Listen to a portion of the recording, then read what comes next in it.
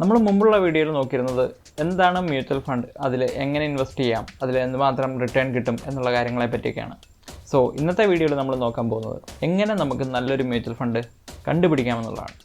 So video തുടങ്ങുന്നതിന് മുന്നേ നിങ്ങൾക്ക് പേഴ്സണൽ ഫിനാൻസ് റിലേറ്റഡ് ആയിട്ടുള്ള വീഡിയോസ് കാണാൻ താല്പര്യമുണ്ടെന്നുണ്ടെങ്കിൽ ഈ ചാനൽ ഒന്ന് സബ്സ്ക്രൈബ് ചെയ്യാം. Okay, let's get started. ആദ്യമായിട്ട് നമ്മൾ നോക്കേണ്ടത് റിസ്ക് മാനേജ്മെൻറ്റാണ്. അതായത് പ്രായമായിട്ടുള്ള ആൾക്കാർക്ക് റിസ്ക് കുറഞ്ഞ ഫണ്ടുകളും താരതമ്യേന ചെറുപ്പക്കാർക്ക് റിസ്ക് കൂടുതലുള്ള ഫണ്ടുകളിലും ഇൻവെസ്റ്റ് ചെയ്യുന്നതായിരിക്കും നല്ലത്. റിസ്ക് കൂടുതലെന്ന് പറയുമ്പോൾ നിങ്ങളുടെ പൈസ മൊത്തം അടിച്ചു പോകുന്നില്ല. അതായത് നമ്മൾ ഫണ്ടുകൾ സെലക്ട് ചെയ്യുന്ന സമയത്ത് പല കാറ്റഗറി ഫണ്ടുകളുണ്ട്. അതായത് ഇക്വിറ്റി ഫണ്ടുകളുണ്ട്, ഹൈബ്രിഡ് ഫണ്ടുകളുണ്ട്, ഡെപ്റ്റ് ഫണ്ടുകളുണ്ട്. അപ്പം ഇക്വിറ്റി ഫണ്ടുകളൊക്കെ എന്ന് പറഞ്ഞു കഴിഞ്ഞാൽ താരതമ്യേന റിസ്ക് കൂടിയതാണ്. അത് ഇൻവെസ്റ്റ് ചെയ്യുന്നത് സ്റ്റോക്കുകളിലാണ്. പിന്നെ ഡെപ്റ്റ് ഫണ്ടുകൾ എന്ന് പറയുന്നത് കൂടുതലും ബോണ്ടുകളിലും ഗവൺമെൻറ് സെക്യൂരിറ്റീസിലൊക്കെയാണ് ഇൻവെസ്റ്റ് ചെയ്യുന്നത്. അത് റിസ്ക് കുറവാണ്. Risk കുറയുന്നതനുസരിച്ച് റിട്ടേണും കുറയുന്നതായിരിക്കും. Okay, and comparing to equity fund, ഇവിടെ ഡെപ്റ്റ് ഫണ്ടുകളിൽ റിസ്ക് കുറവാണ്, അതുപോലെ തന്നെ ചെറിയ രീതിയിൽ റിട്ടേണിലും കുറവുണ്ടായിരിക്കും. പിന്നെ ഹൈബ്രിഡ് ഫണ്ടുകളാണുള്ളത്. അത് എന്താണെന്ന് വെച്ച് കഴിഞ്ഞാൽ ഈ ഇക്വിറ്റി ഫണ്ടിൻ്റെ ഈ ഡെപ്റ്റ് ഫണ്ടിൻ്റെ ഒരു കോംബോ ആണ്. ലൈക്ക് അതിലും ഇൻവെസ്റ്റ് ചെയ്യും, അതായത് സ്റ്റോക്കിലും ഇൻവെസ്റ്റ്മെൻറ്റ് ഉണ്ടാവും, പിന്നെ ഗവൺമെൻറ് സെക്യൂരിറ്റീസിലും ബോണ്ടുകളിലും എല്ലാം അതിൽ ഇൻവെസ്റ്റ്മെൻറ്റ് ഉണ്ടാവും. സോ ആദ്യമേ നമ്മൾ ചൂസ് ചെയ്യേണ്ടത് നമുക്ക് എന്തുമാത്രം റിസ്ക് എടുക്കാം എന്നുള്ളതാണ്. അതിനുശേഷം അതിൽ നിന്ന് നമ്മൾ സോർട്ട് ചെയ്തെടുക്കുകയാണ് ചെയ്യേണ്ടത്. പിന്നെ നമ്മൾ നോക്കേണ്ട ഒരു കാര്യം എന്താണെന്ന് വെച്ച് കഴിഞ്ഞാൽ നമ്മൾ ഈ ഫണ്ട് ഹൗസുകളെയൊക്കെ ഒന്ന് വാച്ച് ചെയ്യണം. അതായത് ഈ മ്യൂച്വൽ ഫണ്ട് ഇഷ്യൂ ചെയ്യുന്നത് ഓരോ ഫണ്ട് ഹൗസുകളാണ്. For example ICICI securities, SBI mutual fund, അങ്ങനെ പല ഫണ്ട് ഹൗസുകളാണ് ഈ മ്യൂച്വൽ ഫണ്ട്സ് ഇഷ്യൂ ചെയ്യുന്നത്. ആ ഒരു ഫണ്ട് ഹൗസ് എത്ര വർഷമായിട്ടുള്ളതാണ്, അതിൻ്റെ ഒരു ഹിസ്റ്ററിയും കാര്യങ്ങളൊക്കെ നമ്മളൊന്ന് പഠിച്ചിരിക്കുന്നത് നല്ലതാണ്. അത്യാവശ്യം നമ്മളൊരു മ്യൂച്വൽ ഫണ്ട് സെലക്ട് ചെയ്യാൻ പോകുകയാണെങ്കിൽ നമ്മൾ ഫോർ എക്സാമ്പിൾ SIP ഒക്കെ ആണെങ്കിൽ ലോങ് ടൈമിലേക്കായിരിക്കും നമ്മൾ ഇൻവെസ്റ്റ് ചെയ്യുന്നത്. സോ ആ ഒരു ഫണ്ട് ഹൗസിനെ പറ്റി ജസ്റ്റ് വായിച്ച് നോക്കുക, അല്ലെങ്കിൽ മറ്റുള്ളവർക്ക് ഓൺലൈനായിട്ട് കിട്ടുന്ന ഇൻഫർമേഷൻസ് ഒന്ന് ചെക്ക് ചെയ്യുക. അങ്ങനെയുള്ള കാര്യങ്ങളെല്ലാം നമുക്ക് ചെയ്യാവുന്നതാണ്. പിന്നെ നമ്മളൊരു മ്യൂച്വൽ ഫണ്ട് സെലക്ട് ചെയ്യുന്ന സമയത്ത് അത് എത്ര വർഷം പഴക്കമുള്ള ഫണ്ടാണെന്ന് നോക്കണം. അതായത് ഇത് ക്രിയേറ്റ് ചെയ്തിട്ട് എത്ര വർഷമായെന്ന്. ഇപ്പോൾ 2012, 2013 ആ ഒരു കാലഘട്ടമോ അതിന് പുറകിലോ ഒക്കെ ആണെന്നുണ്ടെങ്കിൽ വളരെ നല്ലതാണ്. ഇത്രയും വർഷമായിട്ട് എക്സ്പീരിയൻസ്ഡ് ആയിട്ട് വെൽ മാനേജറായിട്ട് പോകുന്ന ഫണ്ടായിരിക്കും. സോ അതിൽ റിസ്ക് കുറവായിരിക്കും. നമുക്ക് പുതുതായിട്ട് തുടങ്ങുന്ന ഫണ്ടുകളൊക്കെ ആണെങ്കിൽ കുറച്ചും കൂടെ റിസ്ക് കൂടുതലായിരിക്കും. സോ ഏജുള്ള ഫണ്ട് ചൂസ് ചെയ്യുന്നതായിരിക്കും ഏറ്റവും നല്ലത്. പിന്നെ ഉള്ളൊരു കാര്യം എന്ന് പറഞ്ഞു കഴിഞ്ഞാൽ ലോക്ക് ഇൻ പീരീഡാണ്. നമ്മളൊരു ഫണ്ട് ഓപ്പൺ ചെയ്യുന്ന സമയത്ത് നമുക്ക് അതിൻ്റെ ലോക്ക് ഇൻ പീരീഡ് കാണിക്കും. ഇത്ര ഇയേഴ്സ് അല്ലെങ്കിൽ 0 ഇയേഴ്സ് എന്നൊക്കെ കാണിക്കും, അല്ലെങ്കിൽ 5 ഇയേഴ്സ്, 4 ഇയേഴ്സ്, 2 ഇയേഴ്സ്, അല്ലെങ്കിൽ ഫ്യൂ മന്ത്സ് കാണിക്കും.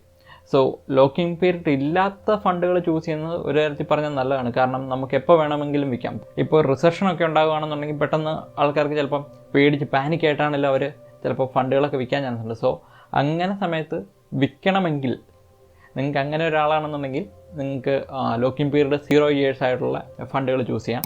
പിന്നെ ഈ ഫണ്ടുകൾ എത്ര രൂപ വർത്തായിട്ടുള്ള അസറ്റാണ് മാനേജ് ചെയ്യുന്നത് എന്നുള്ളത് ആണ് അടുത്തത് നമ്മൾ നോക്കേണ്ട കാര്യം. അതായത് എത്ര കോടി രൂപയുടെ അസറ്റ് ഇവർ മാനേജ് ചെയ്യുന്നുണ്ട്.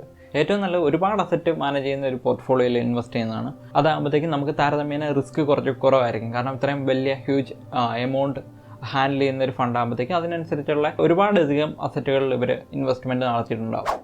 പിന്നെ നമ്മൾ നോക്കേണ്ടത് ഇതിൻ്റെ ഹിസ്റ്റോറിക്കൽ ഡേറ്റയാണ്. അതായത് നമ്മൾ മ്യൂച്വൽ ഫണ്ടുകളൊക്കെ ഓപ്പൺ ചെയ്ത് കഴിയുമ്പോഴത്തേക്കും നമുക്ക് അതിൻ്റെ അകത്ത് ഒരു ഗ്രാഫ് കാണാൻ പറ്റും.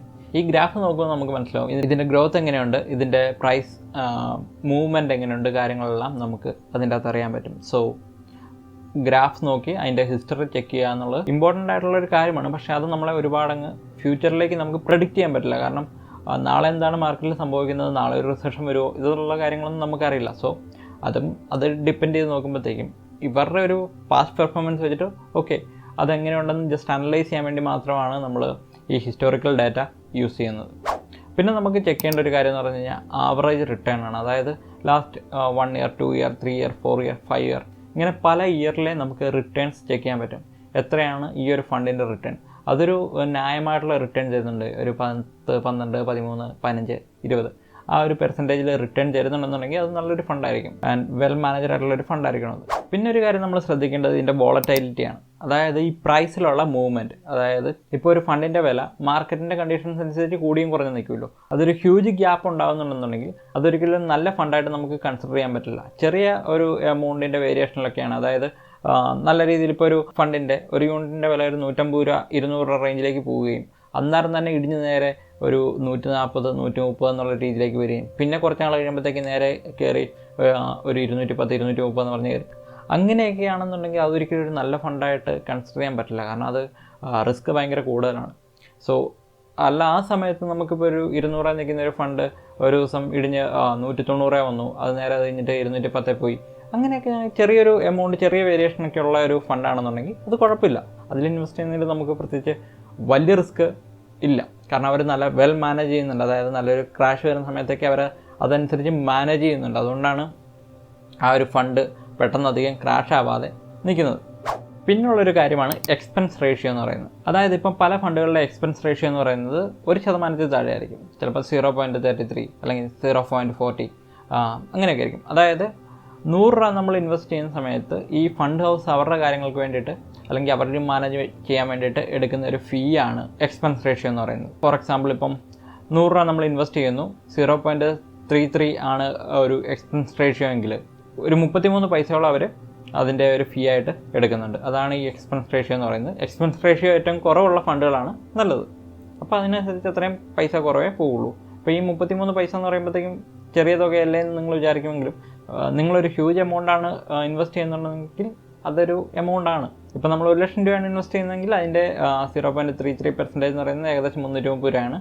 സോ അങ്ങനെ വരുമ്പോഴത്തേക്കും നമ്മളതും ശ്രദ്ധിക്കേണ്ട ഒരു കാര്യമാണ്. ഈ എക്സ്പെൻസ് റേഷ്യോ കുറവുള്ള ഫണ്ടുകൾ നമ്മൾ ചൂസ് ചെയ്യുക. ഇത്രയൊക്കെ കാര്യങ്ങളാണ് നമ്മൾ മെയിനായിട്ടൊരു മ്യൂച്വൽ ഫണ്ട് സെലക്ട് ചെയ്യുന്ന സമയത്ത് നമ്മൾ ശ്രദ്ധിക്കേണ്ട കാര്യങ്ങൾ. സോ ഈ വീഡിയോ നിങ്ങൾക്ക് ഇഷ്ടപ്പെട്ടു എന്ന് വിചാരിക്കുന്നു. ഇനി അങ്ങോട്ട് നമ്മൾ മ്യൂച്വൽ ഫണ്ടിനെ പറ്റിയും സെക്യൂർ ബോണ്ടിനെ പറ്റിയും സേഫ് ആയിട്ടുള്ള ഇൻവെസ്റ്റ്മെൻറ്റുകളെ പറ്റിയൊക്കെ കുറേ വീഡിയോസ് ചെയ്യുന്നതായിരിക്കും. സോ ഈ വീഡിയോ ഇഷ്ടപ്പെട്ടെങ്കിൽ നിങ്ങൾ വീഡിയോ ഒന്ന് ലൈക്ക് ചെയ്യുക, ചാനൽ ഒന്ന് സബ്സ്ക്രൈബ് ചെയ്യുക. അടുത്ത വീഡിയോയിൽ കാണുന്നവരെ ബൈ.